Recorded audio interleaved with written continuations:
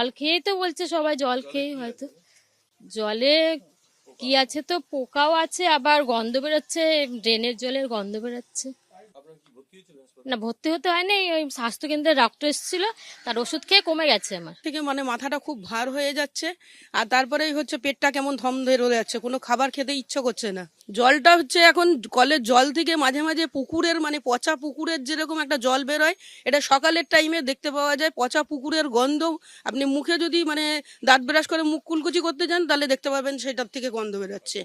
আর তার থেকে এখান থেকে কলের থেকে মানে কেঁচো, মানে জল থেকে কেঁচো বেরিয়ে গেছে। হ্যাঁ, কেঁচো বেরিয়ে এখানে নড়ছে।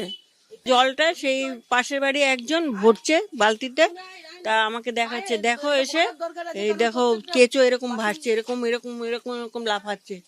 আর ওই নোংরা গুঁড়ো গুঁড়ো কি সব নোংরা বেরোচ্ছে, আর ওই জলটা দিয়ে কি বিচ্ছিরি গন্ধ, একটা পাক পাক গন্ধ। এটা হচ্ছিল আমার প্রথম দিন, এত বমি, সারা শরীর কাঁপছে, আমি দাঁড়াতে পারছি না, আর মাথা ভার। ওই যে সাগর দত্ত, প্রচুর রুগী, সব আমাদের 29 নম্বর ওয়ার্ডে। জলের থেকে হচ্ছে বলে, জল বলে দূষিত, জল বলে